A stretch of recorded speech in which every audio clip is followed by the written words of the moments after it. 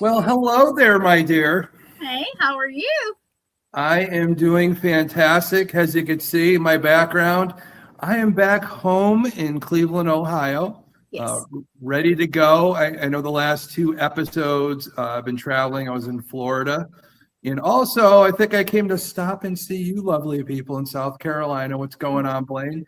Yeah. And yeah, so it was a wonderful 2 weeks and really needed because the spooky season's coming up.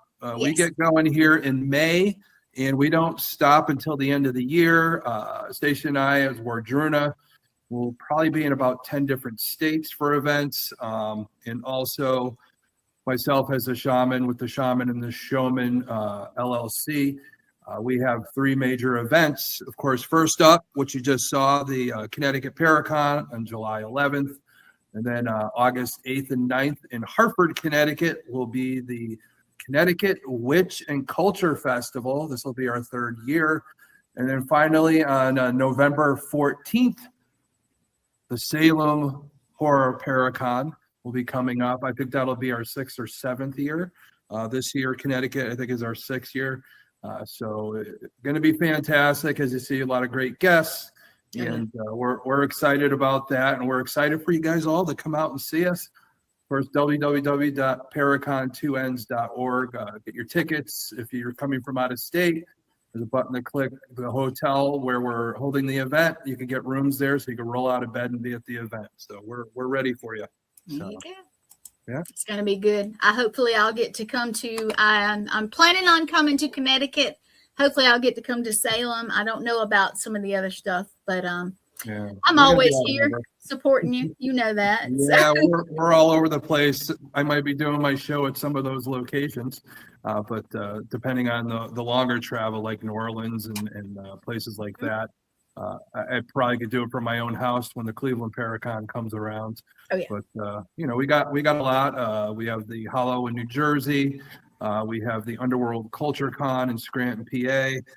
So there's tons of them. A lot of stuff at Haunted Hillview Manor. We're going to be at all their events, especially a big one coming up in June. Go on their website, www.hauntedhillviewmanor.com. We're going to be joining Johnny Zaffis for a night with John Zaffis. There's a lot of things going on. HillCon, there are psychic fairs, all kinds of stuff going on there. We'll be part of. There'll be one evening, I think, the psychic fair after. You'll get to go on a ghost hunt with Wardruna. So we're going to be there and have some fun because we always like to have fun on our adventures. So absolutely. Some lives. Yeah. Loved having you guys down here in the South. That was awesome. Yeah, I know. We loved all the history that you guys showed us. A lot of the pictures people saw. It's just great spending time with you guys and all that instead of like being on camera with you. You know, it's just that energy of being around family and stuff. It is. It renews you. It does for the season. It does. It does. But one thing I want to cover from last week, just to follow up, I did have some questions after the show. One of them was about multiple personality disorders. The reason why I didn't really cover it last week, specifically because they're still looking at stuff on that diagnosis type of thing. Really, they've kind of gotten away from it because it's so rare. Got a better chance of seeing a real demon in the paranormal world. But the reason why it's so rare is they're starting to find out that if you really look at it, a lot of people with trauma, when they have several different situations at a young age of trauma, it's almost like they go back to that point. All right. And they manifest it with something they could disassociate with. So let's say, God forbid, you were sexually assaulted when you were younger. Okay.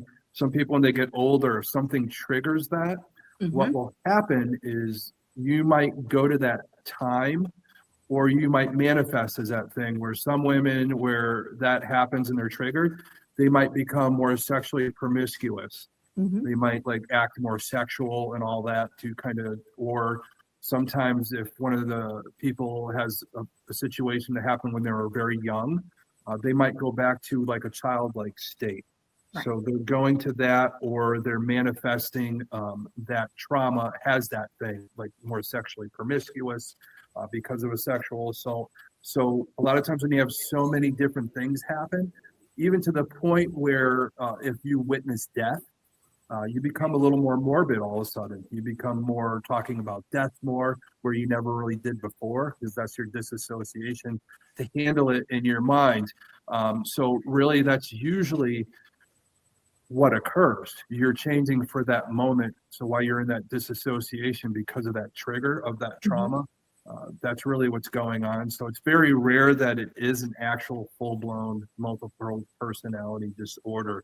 Um, really in the serial killer world, it hasn't really been distinguished really too much. There's been talk of it, but somebody could disassociate at a moment and just kill somebody, but not in a serial killer way, I don't think. Maybe at a moment of they disassociate because they saw a crime when they were younger and they disassociate to commit the crime also. Right. That's a possibility, but there's nothing foolproof. Anything in the mind isn't really foolproof, just like our paranormal world. What's going on, Danny? It's just like our mind. We don't know what it does half the time. We only use about 15-20% of it. So who knows what the other stuff does? That's why psychology and uncovering all this stuff is so big. Right. But tonight's episode is a big one. You and I know, both of you and I know, because my first introduction to a crime scene was both of us. We worked as medics. Yes. On the ambulance, and you walk into a lot of this stuff, whether you walk in willy-nilly and don't know it's a crime scene because our dispatcher didn't give us enough information, or we get there and the police are there and you have to sign certain things before you go in, or they let you in. So there's a lot that gets behind it.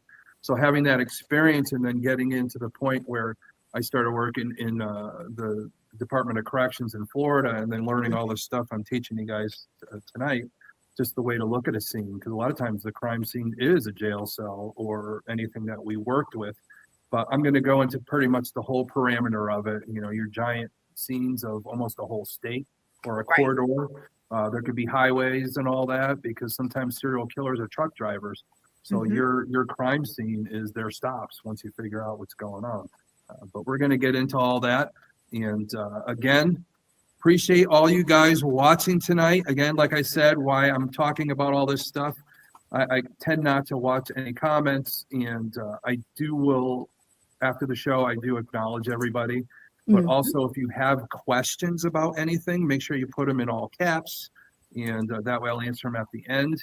But also remember, a lot of the information that I give you, a lot of things that I talk about, don't take them to heart. If you're having an issue, psychologically, anything like that, please, please, please go to your psychologist or anything. Talk to them. I'm not somebody here that's going to diagnose you, anything like that.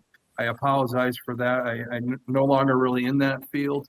So I want you guys to be safe, get the information, and have a good time with the show. And in that case, what we're going to do, Gwen? Let's zoom in, uncover the criminal mind. All right, guys. So again, I had the trip 2 weeks, Florida, South Carolina, all around. And, it dawned on me, I kind of think back on these types of things like we're talking about back when I first learned about, crime scenes and all that. And probably one of the biggest things is, when you get there, the main thing when you start out and witness something and you get there and it's a crime scene, you have to have scene preservation. Just like, you got to make sure the scene's safe. You have to connect your initial perimeter is the most important part. We have to keep everything around it safe, any evidence that we might find. So the first priority is to prevent what we call Lockert's exchange, what that might be or what you guys be guessing it is. Instead of looking it up, I'll tell you the principle that every contact leaves a trace. So that's the thing, is anything in that perimeter could leave a trace of evidence. So we have to be mindful. We have to really look at the small details and all that. So the first thing we're going to have to do is we always establish what we call two perimeters. Now, the first perimeter, of course, is the hot zone. That's your immediate scene where everything is. And of course, the outer zone is the warm zone where a lot of the staging goes, where the tables are set up, where we might pull a truck in, or in case I worked in a prison, where we set off to the side just to make sure everything's clear and we keep the area clear. And that's probably the biggest point. You know, you want to establish a single path of entry, you know, so nobody's like walking in from here, back door, front door, through the window, whatever you're trying to approach. It's always a single path, and usually we have somebody set up there to make sure that nobody goes in any specific way, cordon everything off. We use it as a common approach path. It's to minimize, of course, foot traffic. The path would avoid areas where the perpetrator likely entered or exited. So we really don't want to set up our pathway where we might think the perpetrator came in or out. So we have to be mindful of that. So of course, there you're logging. The big thing is we have to log all these people, because when we get evidence, somebody comes in, touches something wrong, we have to know who was there, have their fingerprints and all that to make sure we could rule them out and to strictly find exactly if it's evidence or if it's just somebody that came into the scene and left their own trace evidence unwillingly.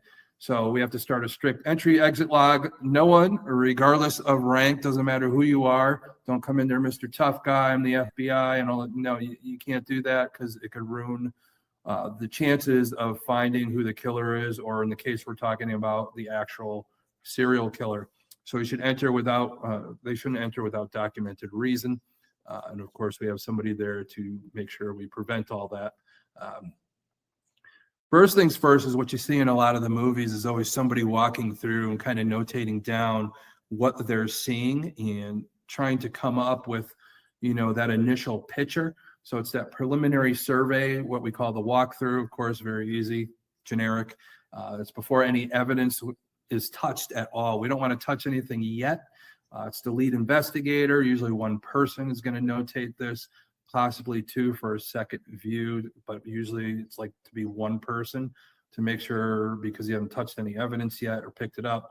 We don't want anything to get ruined. So we're going to do a visual assessment. So we're looking for staging. Staging, of course, we hear in a lot of the movies and all that. They move the body to make it look like, you know, something that they want it to look like, or to manipulate a body or an environment to shock the investigators or misdirect the investigation. Because a lot of times if we move the body, stage it, now we have to figure out where initially the action happened so we could find more of, you know, the timeline and all. But you want to identify transient evidence. So this is a note, anything that could disappear quickly.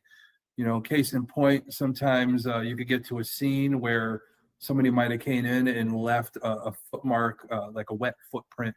So we have to be aware that we have to quickly be able to identify that, because sometimes in a warm area that could dry up and we may not lose track of that, because sometimes we could get, you know, that print, a footprint off that skin underneath and all that. Sometimes there's possibility. So, you know, such as the odors, the melting ice, or footprints in high traffic area again. So that's a big thing, especially when you're talking about Bigfoot. You know, you want to get those if they're in the ice, but that's besides the point. So to get off kilter on that one. But you have your macro to micro. So start with your overall layout of the room before focusing specific items. So again, with anything, it's the funneling. So we start out big and we start getting more and more in depth of where, you know, we're strictly going to start looking, so we could get a little bit more comprehensive. So now, comprehensive documentation must be completed before any evidence is completed. What is that? That's when you see, once they do the walkthrough, you're going to have people come in and start photographing in the scene before anything is touched, because we want to see exactly where it is before that evidence is collected. So we're going to capture the scene. It's in 3 stages that you have to do. So you have your long range, the surroundings of the area. We have our mid range. So that's the relationship of the items near each other, and close up, with and without scale. So of course you'll see some of the scenes, there'll be a little measuring piece next to it showing like how, you know, big it is or anything like that in proximity. When you have it without. So you're getting really in depth, because we have to know measurements, because a lot of times math and physics is involved with a lot of this, to really know trajectory and how things were done, maybe how somebody's arm moved with a knife. So we're also going to do videography. So it's a slow, continuous walk Like I do the walkthrough, you have the camera with you, so you're actually seeing and can talk at the same time what you might be seeing. Basically, to play back later, of course, you want to make sure you see everything and it's able to recall what you saw, exactly how the scene looked. So you want to provide that spatial sense of the environment, and the photos, sometimes can miss those things. And with a video, you could pick up a lot more, because we can't sometimes take a picture of every, half an inch or anything. So this is going to help a lot more. Of course, there's going to be a lot of sketchers. So back in the day, I used to sketch everything out. So you want to create that bird's eye view. So it's almost like doing a blueprint and looking down, like we're looking down into the room, and we might check off where the body was, where we might have found this, might have found that. So it's that 3D, looking down, and get that bird's eye view. We got to get precise measurements. So we're measuring out, we could put on there proximity, how many feet, how we mark the room down. So we're going to triangulate a lot of these things. So that triangulation of every piece of evidence is always helpful to look on that downward view. But nowadays we got a little bit better technology, of course. We have that LiDAR type of technology, the 3D laser scanning. So we could create a digital twin of the scene, allows us investigators to revisit the spatial relationship between the victim and the environment long after the scene is released. So other than videography, we could have a 3D laser scanning and all that. It really measures things out, proximity. So we could really look at that again. Now, one of the big things this is like a big part of it. I know a lot of us saw this. If anybody watched the serial killer show Dexter, he worked with blood splatter. That's another big thing in analysis, especially when you're looking through and doing all these things as we look at the blood, the physics, math calculations on the velocity of the blood drops, etc. Patterns to look for. We have that cast off, void patterns, especially if a body was moved, that void pattern could tell us where the body originally was. Expirated blood, of course, we want to know if it came from the nose or the mouth. There's a swipe or wipe thing that we talk about. That's how bloody object is moved across a clean surface is a swipe. A wipe happens when a clean object moves through the existing bloody surface. So those are very important things to look at. So it helps us, with the blood splatter along with the 3D thing, restructuring the scene with 2D and 3D applications mentioned before, especially if there's gunshots and all that. Same type of thing with the blood splatter, with the gunshots, where it went in. So we have to measure all that out. So we're really taking in the scene on those aspects, which is very important, because the next thing we're going to have to do is that systemic search pattern. So that's where we're really going to start looking exactly inch by inch what evidence that we're going to be able to collect. So we want to ensure that no micro evidence like hairs, fibers, DNA is missed. So use a formal search geometry. So a lot of you guys see this, especially when searching for missing people. We call it grid search. So it's ideal for the larger outdoor scenes, especially when we're looking for somebody, looking for evidence. The investigators or the searchers are going to move in a horizontal, then vertical line. So we're covering everything in that cordoned off area. So there's the grid search pattern.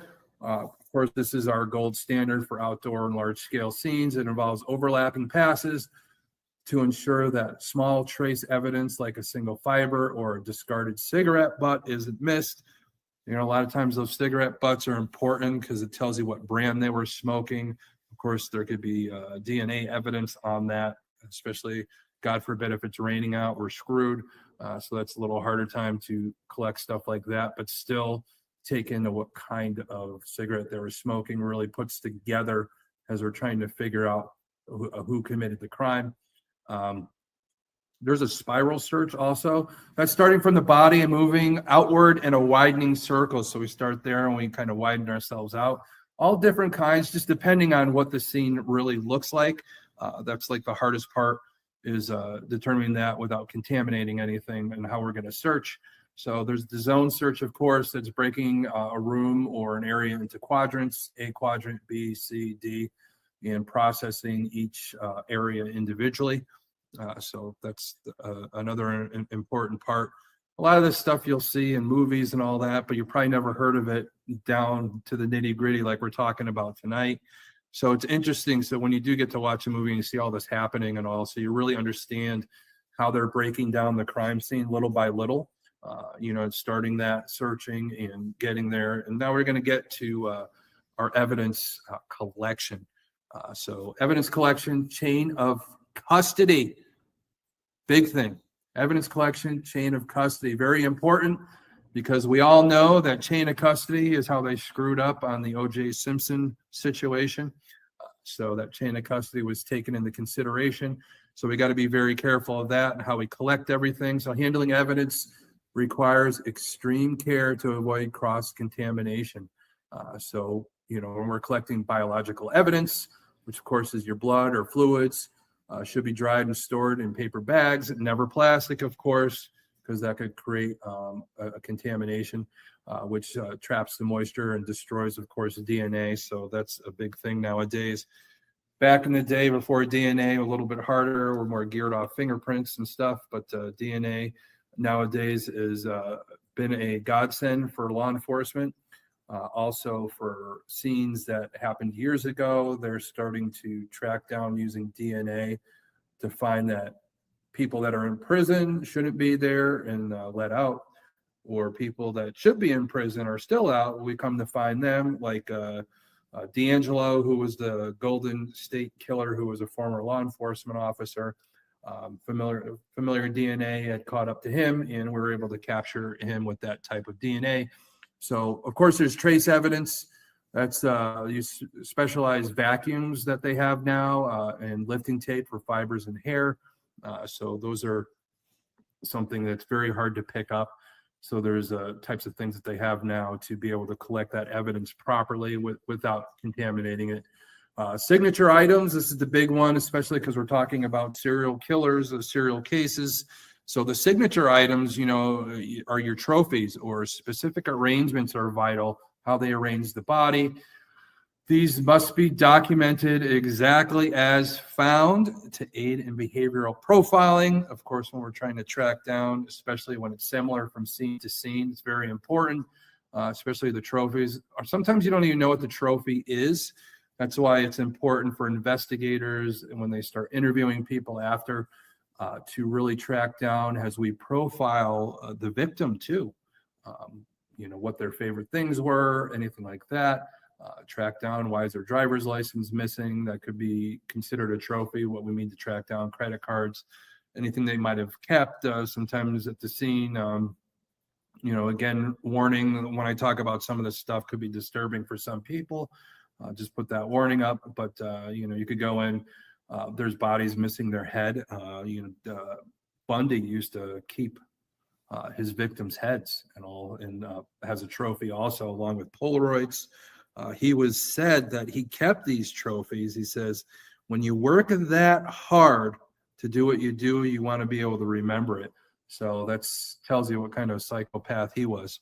But those are the signature items, anything you could think of that they keep for some reason. It could have a calming effect for them, or it helps them, that trauma that was their catalyst to create them doing these crimes. It puts them at able to calm down for a while. Of course, with serial killers, they calm down for a while, they kill again.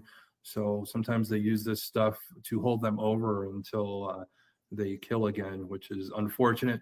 But we always have to know what those items are. So it helps in the behavioral pattern to really figure out how these people are thinking, what those patterns are, what to look out for to prevent another crime scene like we're talking about. So there's advanced trace evidence and recovery. Serial offenders often become more forensically aware. Of course, they watch too many shows and see what's going on. There's some serial killers that used to, like the co-ed killer, Ed Kemper, used to hang out at a bar with a whole bunch of other police officers that would talk about, what they were seeing. So he's learning and how to cover up his own tracks. Because when police officers get drunk, they don't know they're talking to somebody that's the actual serial killer they're looking for. Another was the Hillside Stranglers. They would do ride-alongs, and these police officers just talk about, they were looking out for these guys, and they're sitting in the police car with them. So a lot of craziness in how they would do those. So they become forensically aware. So over time, they make a recovery of microscopic evidence is vital. So there's alternative light sources. Of course, you'll see they have the light to see if there's blood has been there, dried up blood. We got our blue lights and all that. So it's to use different wavelengths of light to identify biological fluids. Of course, some of us use this when we go to hotels to make sure the bed isn't all messed up and all that. So it's a little skeevy. Looking for bone fragments or cleaned up blood stains are visible to the naked eye. So that's important. And again, we have our wet vacuum forensic sampling device that can recover DNA from porous surfaces like untreated wood or bricks, where traditionally swabbing might fail it, like traditionally. So a lot more technology is able to collect a lot of this evidence, especially DNA evidence, to the point where it's gotten so good that they're able to potentially put more victims to rest and solve things that have been years. Like technically, I still don't know if it's right, but that mitochondrial DNA that supposedly they looked at on Catherine Eddowes' dress for Jack the Ripper and figuring out who the killer might have been. Kaminsky, who was in a psychiatric institution, and that's when all the killing stopped, when he was taken in like that. So that was his mitochondrial DNA was on that dress. So that's why they think he was Jack the Ripper.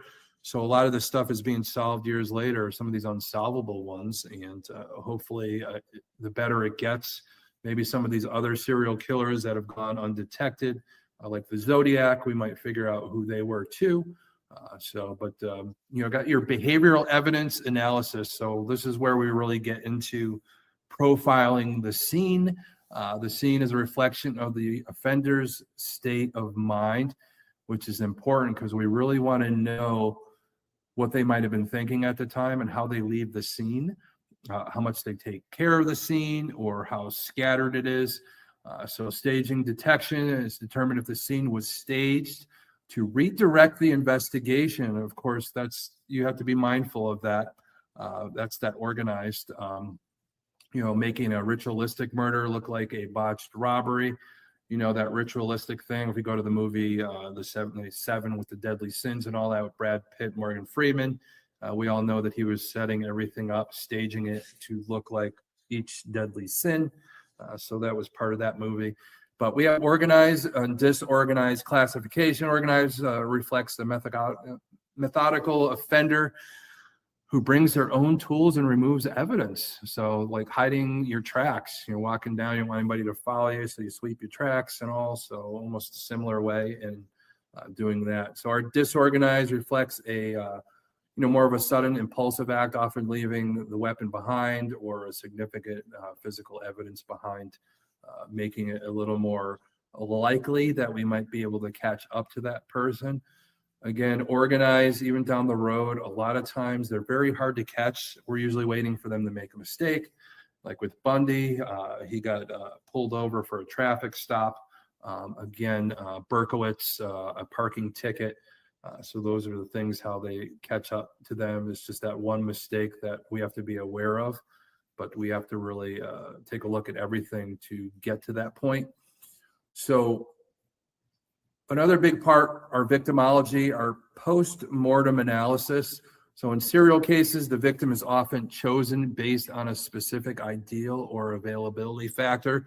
This is, again, where we have to profile our victims to figure out, similarities when we have to look at similar cases. In other words, to signify if this might be a serial killer case, the familiarity of how the person looks, how they're staged, there's certain things that were taken from the scene. If we have a similar scene and everybody seems to have their driver's license missing, that may be what they have for a trophy. So those are the things that we have to look at. There's the comfort zone assessment. So it's determining the geographic relationship between the dump site, the kill site, and the abduction site. Helps establish the offender's buffer zone, the distance they maintain from their own home or workplace. So they could be doing this after work, before work, at home. Those are the things we have to look at. Where they were abducted, of course, if they were abducted at the same place they were killed, the dump site. a lot of people always want to do something where they know and they're comfortable. So that's why we kind of have to know where it all occurred, if it's happening over and over in that square area. That's where we really get down to the nitty gritty of that zone, of course, comfort zone, knowing that the killer knows the area. So they, signify where they're going to keep doing that over and over again. And it helps us be able to track them down that way. There's the wound pattern analysis beyond the cause of death. Investigators look for overkill or specific post-mortem positioning. This distinguishes the MO, modus operandi, what is needed to commit the crime, from a signature, what the offender does to satisfy an emotional or psychological need. The case of the BTK killer, bind, torture, and kill. So a lot of the scenes, they were bound and looked like tortured by the looks of their bodies and all that. So those are really what the MO was for Dennis Rader, the BTK killer, that sadomasochism, sexual assault. But that's besides the point on that one. But the next we get into is our digital and technological canvassing. This is where a lot of the newer technology, of course, has helped trying to track down some of these serial killers. What they're doing now, is, of course, is your cell phone really, going off towers, really pings in on who was in the area, to the point where they could ping in on the tower of any cell phones that were in that area at that moment, to the point where they could go and canvass an area, let's say that little square area where like a few houses are, and you could rule out people that live in those houses. And this is, okay, why was this extra cell phone here at the time of the murder? Becomes a suspect of whoever owns that phone. So it's that cell tower dumps, capturing all the pings from a local tower at the estimated time of death to find anomalous devices present at multiple scenes. So if we see that at multiple scenes, then that could mean that's our guy or our lady, to be able to find out that phone and track them down. So there's also geofencing. It's identifying every mobile device that entered a specific perimeter during the window of the crime. Another way to look at it. So, but the alternative perspectives, while forensic science focuses on physical, some investigators like ourselves that we're learning, myself, also look into the geographic profiling. We want to map the scene's location relative to other incidents that happened to determine the offender's anchor point or hunting territory, which again, I talked about earlier. Some of these people, the happy face killer was a truck driver. So it's really hard to pinpoint in, but a lot of times when you go to a scene and a lot of the bodies are found by major highways. So that's something we want to look into. Of course, if you get multiple ones at different points of the highway, we start determining what truck companies work that perimeter back and forth. We can narrow it down because sometimes, again, they want familiarity. So if they're on that major route all the time, sometimes we could track down people that deliver on that route and pinpoint in. And of course, with cell phones, again, we could pinpoint in on that truck route, the truck driving company, people that work for the truck company at the time of determining the body point of death. You could really pinpoint in now. So technology has really helped on being able to track these people down. And of course, next week, once we do track them down, next week I'll be talking about, once we do, it's going to be the chess match of matching wits with a killer, serial killer, how we question them to really pinpoint in. Because as we gather all this evidence, this is going to be our truths, especially if we get DNA, anything like that. We could pinpoint in on who we got, know that we have them, but to be sure, of course, we're going to take them in and question a little bit more to pinpoint in and have enough evidence to bring it to court. And a lot of this evidence we're gathering is to get those subpoenas to be able to pick up a lot of these people. But the final part of it is the final survey and release. Of course, before we clear a scene, a final review is conducted to ensure no equipment was left behind. All evidence is accounted for. Once the scene is released, it is nearly impossible to regain its legal integrity for future warrants. So that's why we have all the videography, all those things, everything's pinpointed in. So we want to make sure we have all that.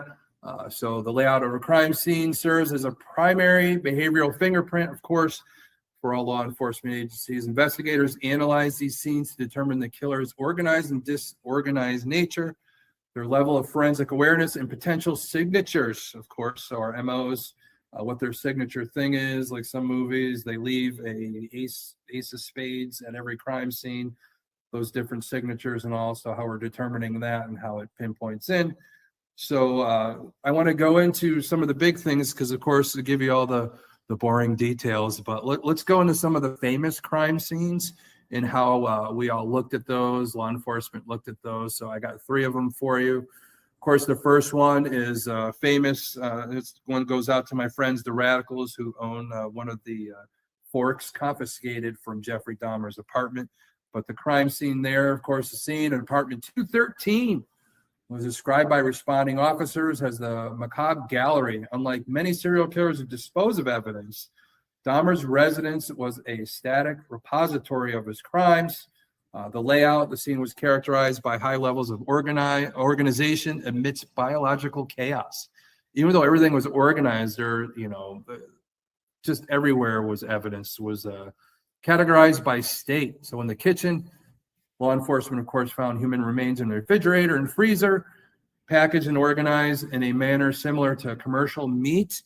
Of course, the famous hashtag by my friend Blaine Rowan, when we talked about Dahmer before, back on our other podcast, of course, hashtag leg of Joe in the refrigerator.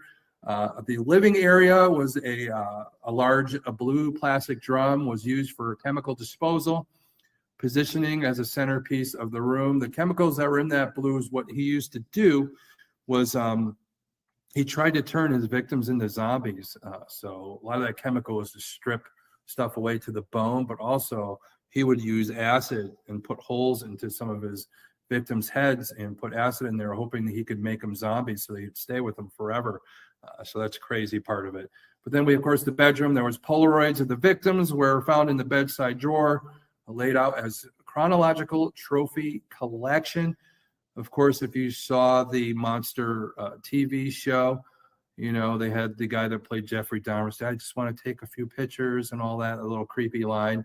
I don't know if he really said that in real life, but that really made the character even more creepy of the reality. So that was crazy on that part. So the investigative focus, the scene is the textbook example of the staging for self. So he staged his whole apartment for his own special needs and all that, where he had everything specifically for him to keep his weird, crazy thoughts at bay there for himself, whenever it was a sexual turn on. But the killer wasn't trying to hide the crime from the police. He was organizing it for his own, of course, psychological needs. So the next crime scene, the big one, we been a lot of movies about this guy, the John Wayne Gacy residence in Norwood Park, Illinois. The Gacy crime scene was largely invisible to the naked eye until investigators began a physical excavation of the structure, because, of course, when they went in, they could smell stuff, couldn't really find it. But the layout of the primary crime scene was a crawl space beneath the house. In the crawl space, victims were buried in a sardine fashion, almost melding together. Even to this day, they're still trying to pick apart some of the people that were possibly down there. They were tightly packed and layered. Investigators had to map the scene using a grid system, and we talked about earlier, your A, B, C, D, carefully documenting the depth and orientation of each set of remains. So in the garage utility room, there were areas were identified as their primary kill zones, which when he would take these people in, have the parties with them, do the handcuff thing and all that. So they're featuring in that area where the restraints and evidence of physical struggles of his victims. The investigative focus, law enforcement focused on a geographical efficiency. Gacy used his own property, of course, as a disposal site, which required high confidence and belief that his public persona provided an invisibility cloak. He was very engaging in politics and all that. So, winning like awards and all that for stuff that he did for his community and giving people jobs. So a lot of people wouldn't think. So it took a while to find him because technically he, like we talked about last week, developed and pretty much had a psychopath type of personality that also what we call a communal narcissist, somebody that's out in public, could show, hey, he's a great guy, but behind the scenes is very abusive and wants everything about him behind the scenes. So it's something that we looked at with that. Finally, probably one of the biggest ones is very weird because Bundy was very calculating at first. And I think near the end there, he started to fall apart. That's why he was captured. But that's why we look at the scene. It was hard to piece it together with some of his stuff out in Washington. This is when he was in Tallahassee, Florida, the Ted Bundy Chi Omega house. The scene is a premier example of a disorganized, frenetic layout occurring during an organized killer's spiral, like we talked about, spiraling out of control. He was organized, so that made it harder to pinpoint in. But the layout, the scene spanned multiple rooms and a second floor of a sorority house. And the path of travel, investigators tracked a rapid linear movement through the hallway. The lack of forced entry suggested a blitz-style attack, which is similar to the other guy that killed the college students out in Idaho. That was very recent. So biological evidence, the layout was defined by a high volume of physical evidence. Bite marks, the bite marks are really what keyed in and figured out that it was Bundy because of the mold they took from him. The hair fiber left in the short window of time. Of course, the investigative focus, like we talked about, law enforcement utilized the bite mark analysis, blood spatter patterns to reconstruct sequence of events. The messiness of the layout indicated a loss of control, which eventually led to his capture. Early in there that he really started losing it, which was good that they captured him because who knows what he could have done beyond that point. But, in closing, let's just do a little summary. Of course, serial killers, it's more of that organized, disorganized scene. A lot of times with an organized scene, and when we look at body placement, it's often hidden or posed. So a lot of times they might hide it. There's evidence there, no body, because without a body, or the case, they say you can't convict. So that's what serial killers that are organized are trying to do. They might hide it away. Like Bundy, some people revisit their crime scenes. So where they have the bodies hidden, they could go back to, or they pose them in a certain way that gives them sexual gratification or just to mess with law enforcement, like a game of cat and mouse. Their weaponry they usually take from the scene. The evidence is usually very minimal evidence of cleanup. They might have tried to clean the scene. Of course, we have our special lights to see what they might have cleaned up. The state of the victim, where they restrained, controlled, so that controlling psychopath. Now, disorganized scene, we had our body placements usually left where the assault ended. The weaponry opportunity is something they might have found at the scene. They might not have really thought of what they wanted to use at that moment. Evidence, high fingerprints, DNA, common everywhere. In the state of the victim, looks chaotic, a sign of sudden struggle. So it wasn't really a planned out surprise type of look at it. But this is really what goes into it, and we put all this together, like I talked about, our history of profiling and law enforcement, how we look at things. Also, we looked at the types of serial killers, and then last week, the psychological reasoning behind some of these serial killers, and now how the evidence lays out, looking at a crime scene. And now from there, when we use all this stuff, put it together, see the patterns, and then we hope sometimes that we could pinpoint in, like we talked about cell towers, things are becoming easier and easier to pinpoint in. Of course, the 80s was the highest time of the most serial killers, but as technology comes out, it's making it harder and harder for them to commit more crimes than the three considered to be a serial killer. We're catching people a lot quicker now, I think. Are there serial killers still out there? Yeah, there's people out there currently right now taking a little different look at it because there's so much information out there. And some of these killers, especially organized, are looking at other ways to hide their crimes. So it's that cat and mouse, it's that challenge. And next week, we're going to be going into how we interview and interrogate a potential suspect, really with the psychology behind it. We're really going to go really far into it. Next week's going to be really exciting. I hope you guys enjoyed the last few weeks. We're leading into it, and we're learning more and more.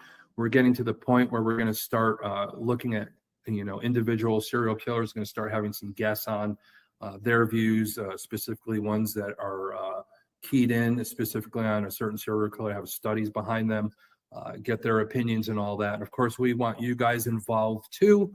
Anybody that's watching, everything that you learned, how you look at it. Again, remember, we're doing this podcast to help you guys learn how to see things, how to avoid becoming a victim, or help, with our children growing up, how to recognize things, get people the right help. Of course, my healing group, Wardruna, a lot of things that we look at, especially with my background, just helping children, in specific situations. It's not all about, paranormal that we do. It's outside of that too, helping victimology and people that have gone through traumas and all that to get them the right help, the right people. So keep that in mind. If anybody out there is in need, be sure to reach out. We'll get you the right help that you need, and to help kids go through some of this trauma that way they don't develop at an older age into being one of these types of monsters or become a victim themselves, to avoid all that stuff and to keep ourselves safe and all. And we'll probably do a show about keeping ourselves safe and how to protect ourselves, and we'll go into all that too. But from here, we'll bring Gwen back out, see if anybody has any questions, and that way we can answer them after a little bit longer tonight. So I usually like to get done in 45 minutes, so we have a few minutes to talk. But there's Gwen. Oh, there she is. How you doing? I'm fine listening to you. I'll be real with you. Interesting. We, like you said, we both worked in emergency medicine, let's call it. And you were, yes, I loved it. I'm sitting here all in it. Yeah. He said Glenn, and I was like, oh, I need to click. Yeah. Yeah, I know. I was really looking forward to this one because this is probably one of the most important things. This is where everything starts getting put together. This is where we really determine, hey, we got a serial killer on our hands. How are we going to approach him? Now we have to really start profiling and getting other people involved with the specialty. People like myself, the forensic psychologist, and really looking at a scene and all the evidence. As you gather it, you look at it and you get the data, because just so you guys know, profiling is boring as shit. All right. The movies make it look like it's this fantastic thing. Now, remember, profiling is just a part of the job. What it is gathering enough information to put something together. So it's all data. So unless you like data and putting it together, we're putting together, we're making a model of who somebody might be by their behaviors, by what they leave behind, what we know potentially from past serial killers, of course, the BSU, doing the Mind Hunter and interviewing other serial killers. So we use serial killers from the past to be able to put together patterns of ones now, because a lot of these serial killers look at other ones that do the same thing as heroes, start copying. Bundy helped the FBI track down Gary Ridgway. That's why in Silence of the Lambs, that's why they used that character to help the FBI track down. And specifically, Thomas Harris, the writer, used that scenario for the book. And of course, Ed Gein character being Buffalo Bill. So there was a lot of different history of reality making these movies. So when you do watch these movies, there is some reality behind it, all depending on the movie, because sometimes they get people maybe like myself or other people that have been doing this for a while to really look at the movie and say, hey, if you do it this way, it's going to be more realistic. Sometimes people go into willy-nilly, they read a book and think, hey, I got this down, and then it doesn't make the movie realistic. So you want to make it as realistic as possible. I'm going to start popping up where people said hello while you're talking. Yeah. Of course, we got Blaine, Asia, Raven, Danny, Samaya, Mr. Greg, Marla, me explaining to everybody. Greg again, Adam, of course. Marla has, I'm gonna go past it. Marla, if you want to read that. Okay. Do all of the, you can read it. Go ahead. Sorry. Testing sightings, keep records and samples of what they are testing. Yes, you have to. They keep them for a long amount of time, even after somebody's put into jail. There is a time period that everything's held onto. I don't know what they're up to now, but there's stuff that cold cases, their stuff's still in lockers and all that. I think a lot of times after, even if a crime is solved, nowadays with DNA, they may not have to keep it as long because it's a little more closer to 100% than it used to be. And it's good that they do hold on to that, because some people that were put in prison, we're finding out were wrongfully accused, and DNA is getting them out. So they do have to hold on to that stuff a long time. A lot of your towns have multiple buildings that are owned by law enforcement or forensics to store a lot of this stuff. So it isn't all stored at a police department, undisclosed locations where a lot of this stuff is stored just in case. Yep. So, you want to do right by people. I know sometimes everybody hates law enforcement, lawyers, legalities and all that, until they actually need them. Yeah, they hold on to this stuff just basically for your own rights. So if you're wrongfully accused and God forbid go to jail, at least, sooner or later, hopefully science catches up and gets you out. Yes, true. Anybody got a question? I know we got people watching, and once again, the counter right there, it's never right. So don't go by that. And I know people that are listening too, because they like it. They really do, Tom. You're very informative. But anybody have a question? If you do, my question, I do have a question, because I've been on many crime scenes and stuff like that and I've had my boots taken and little pieces of my hair, which did not make me happy. And so I've had all that done. My gloves, I've had to leave my whole uniform and everything. And I hated that, but I knew what it was for, and it would be a little bit of an aggravation, but stuff happens. It is, because, as a medic, you go in, and if the scene hasn't been secured yet, because they don't realize it's a crime scene, you go in as a medic. If they've been shot or anything like that, they're bleeding. Yeah, you have to transfer goes onto your uniform, especially if there's residue that might get on your uniform from that wound, that residue tracking and all that. Some people don't realize that sometimes the bullets, don't go in and out, and as you're moving the person around, some of the bullets get stuck in your uniform. You don't even know they're there. So, I know somebody that actually, because they had to move the patient, because sometimes you have to move them to get them on a flat surface if they stop breathing or something, because but one of the shells, crime scene one of the doesn't shells matter. casing, one of the shells casing went in their boot, the cuff of their boot, and when they took it off to give as evidence, there it was. So and it's hard, because if they don't discover it right there, if you don't, you have to strip down, if it becomes a crime scene. Because if you go home with that bullet casing, and that bullet casing could convict somebody, once you leave that scene, it's corrupted. It no longer can be considered in a court of law. So you have to keep it in that area. So that's a very important part, to make sure that if you're part of a crime scene, and you can't really leave. Sometimes and you we've don't been know in a if it's a crime scene. Sometimes, like we said, you don't know sometimes. Exactly. Sometimes you're stuck there. Another rig has to come and take the person, if they're still viable, or the coroner to come and remove them after everything's cleared. But if there's still a viable patient, and you're involved and they consider it a crime scene, you're stuck there. They have to look everything over on you. They release it to somebody else that's beyond the hot zone on that outer perimeter, what we call the staging area, and be able to take them, after they've gone out that path to get there. So that's important too. So, now, Marla has another question, if you can see that one. She was saying good for the answer, but she said ADA assistant threw some rape information away. DA assistant threw some rape info away because he knew the rapist. How do they get justice for what happened? There's got to be proof behind it. There's speculation. What did he throw out? Or what was there? Right.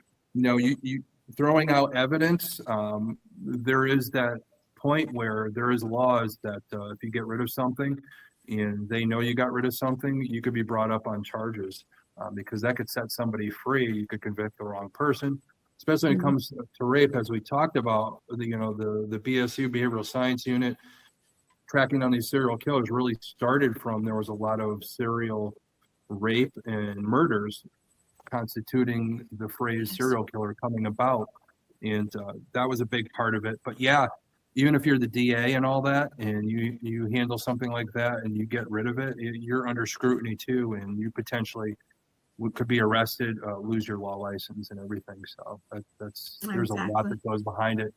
They don't screw around when it comes to this type of stuff, especially the science we have now, and the more provable things are. Nothing's ever guaranteed, but it's pretty much 100% with a lot of the DNA nowadays, especially the context and what we find forensically. Greg, Thomas, Greg is saying he looks different. He did. I like the look. I do. Yeah. I like It's my formal Irish hitman. Got my vest on and all that. I thought I look a little bit more, I have all my posters out to advertise. I thought I kind of look like I do on that, so it'd be good. So. I like that. She's saying that the DA assistant got fired for doing it. I'm glad they got fired, but I truly hope they got prosecuted also. I really do. They, when they get fired, like, you're not going to get away with it. They are going to be brought up on that because it's, aiding and abetting almost in a way, trying to keep somebody safe. And, it's a conflict, of course, if there's a scene and all that, and the person exclusively as a friend, you can't really represent them properly. It's the same thing, a husband and a wife, go to court, you can't, they can't bring you to testify against your husband or wife, depending on the circumstance, against them when you're still married, because of course, are you going to tell the truth? Probably not. You're going to protect your loved one. So that's why they're not going to bring them up on the stand. But even as a lawyer, if you exclusively know somebody, are you going to be able to represent them properly? That's why it really bothered me with the O.J. Simpson, because his initial lawyer was one of his best friends. So how are you going to do this properly? Yes, they brought in a team and all that, but that was like screwed up from day one. True. And I still go back on that one, was really messed up. A lot of the stuff was contaminated. Yes, he had a lot of great lawyers. That's what money could buy you sometimes, but really in the end, really, where did it get him? Got him really nowhere anyways. That, we all know, looking at a lot of that evidence, that he was guilty. But of course, the court of law said otherwise. But nowadays, those are the things that teach us to be more careful of what we're doing, instead of the willy-nilly, because I know a lot of law enforcement, there's really good people, and with any job, there's not so good people. And, going in, especially as detectives, some of them have this big ego. They nonchalantly pick stuff up, and the next thing you know, it takes a good lawyer to say, hey, I see what type of guy. They're profiling the police officers that pick up the evidence to get their person. Their job is to get the person that's on trial out of it. So you screw up, you got to be very careful, and you have to be mindful of everything that you do in these crime scenes, especially in a serial killer situation. How would you feel if you had some evidence there and you screwed it up, you didn't collect it properly, and a serial killer goes back out there and starts killing a few more people? That's on you. That's on you. That's your responsibility. It's stressful. So that's your responsibility. Yes, he does look like Peaky. Yes. Yes. That's why I love that show. I'm gonna thank you. Instead of my first name Thomas, I'm gonna be Tommy. So that's Tommy for tonight. Peaky Blinders. Tommy Gunn Patrick. There he is. There you go. So, yeah. Gotta give my, well, guys, I know we're at an hour. Yep. Yeah. There you go. So do you know what you're doing next week? Can you tell the folks what to look for? Well, next week I kind of hinted at it. Once we get all this evidence and once we get an arrest, then it becomes the chess match. Yeah. We're going to be going over the psychology behind a proper interrogation. Not really the ones you see on TV. We're going to go really in depth of how we interview a potential murderer or a potential monster.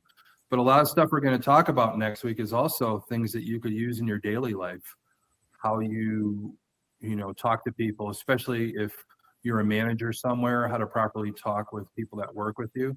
Because a lot of times it isn't like yelling at somebody and say, I know you did it and stuff like, no, it's more of a chess match. But it's also to the point where it's done professionally.